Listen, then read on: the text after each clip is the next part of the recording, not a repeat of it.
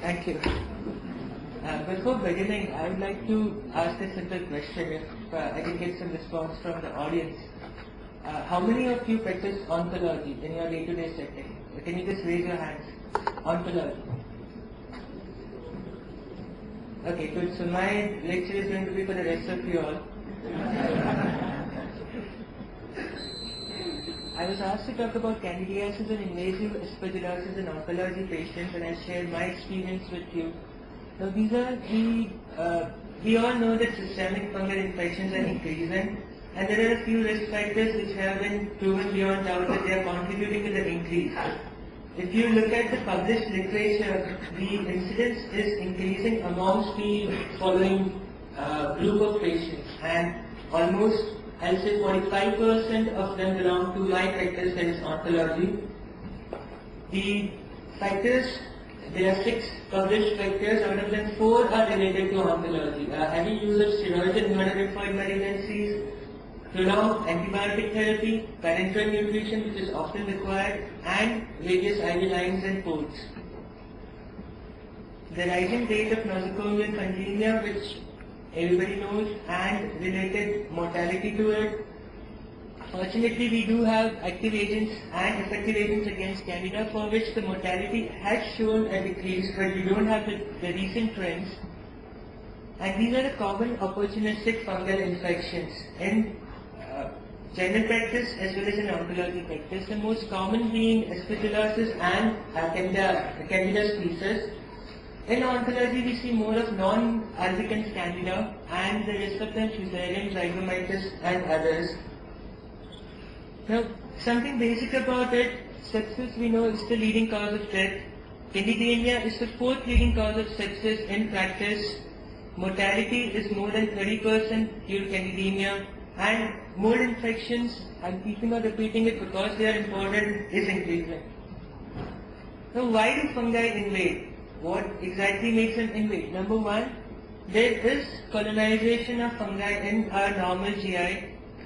They get an escape from the protective barriers due to the disease, due to the treatment, that is, membranes are breached due to chemoradiotherapy.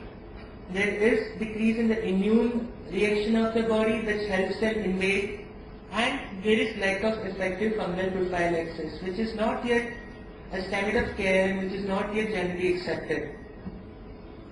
So the basic difference between Candida and Aspergillus, Candida comes within the body, it is present and it invades from the colonized mucous membranes. Aspergillus is usually an outside contaminant and it is either inhaled or ingested. I kind of reshuffled my slides. Usually when we present something, we go by clinical features, investigations, radiological diagnosis, blood investigation, laboratory. I'll take the laboratory people first. So, fungal infections, laboratory diagnosis is complex. It lacks specificity and sensitivity. We will need to agree that the only gold standard is probably histopathology or seeing the fungus. These are the various hyphae and various fungus in the tissues, but we know that it is difficult. In a sick child, in an oncology practice, obtaining a tissue is difficult not only because of the deep-seated tissue, but also because of the general condition of the child. Maybe low platelets, maybe we don't want to introduce infections. The common material which can be obtained is to bronchoalveolar lavage, to transbronchial or to transthoracic biopsies. Cultures from mucosal surfaces or from the urine, when do grow, it may not mean invasive disease. You don't need to treat all cultures which are positive, which are grown from the mucous membranes. You don't know whether it is colonization or it is infection. And to top it all, most probably the cultures will be negative. 60% of cultures, even with a documented infection, are negative.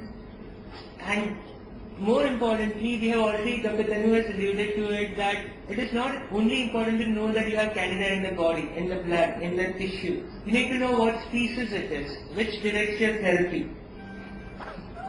So these are the difficulties. Recently there have been antigen tests and antibody tests, but the problem with antigen tests is it is cleared rapidly and antibodies can be present without infections. galactomannan. That is one promising thing which has come up recently, and it is a fungal cell wall product released from the aspergillosis species and can be done serially. That is, it can be done repeatedly and gives you an idea about the load. It was FDA approved in 2003 for aspergillosis. It has a sensitivity and specificity which is acceptable. It is a rapid result and can be done sequentially. For Candida species, we have got B-glucan and arabinitol, which have shown some promise. But there are no multiplex PCRs, there is no standardization. My whole point of the last 3 minutes of discussion is that laboratory in a clinical setting of oncology, when you are suspecting fungal infections, most probably will not help you. Radiology, is it good? X-ray of the chest showing fluffy shadows, it can be anything. Rarely an upper lobe pneumonia with with small ball-like appearance could be fungal. And very rarely do you get a classical cavity with a fungal ball with very regional shadow, a halo sign. Very rarely you will get this.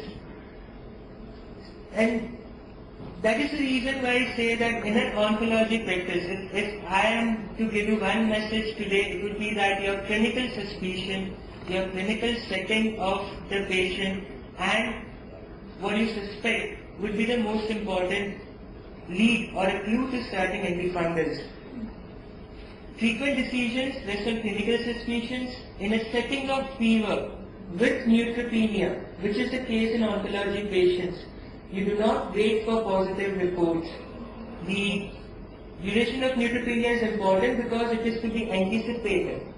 You know that you have given a few chemotherapeutic agents, you know when the target is to be reached, you know when the child will recover from neutropenia. In that setting, if fever occurs, you need to be careful. Prior antimicrobials, we have heard 1 hour of lectures on all kinds of antimicrobials, and I'm sure all of them would be used quite extensively. They have led to increase in the fungal infections and they need to be taken into consideration in your suspicions. Steroids are a very important part of therapy for immunolymphoid malignancies, and the surroundings. Why have I placed the surroundings? Most of us work in institutions where a lot of renovation work goes on, a lot of cleaning activities go on. Just take care and go to your hospital's back, put a stool, check the upper surface of your fans which are in the hospital. A very simple test, and I am sure you'll be surprised. Not only those, the AC vents, the window sills, the curtains hanging, everything has millions of moles on them, and the patients are just waiting to accept them from all those things.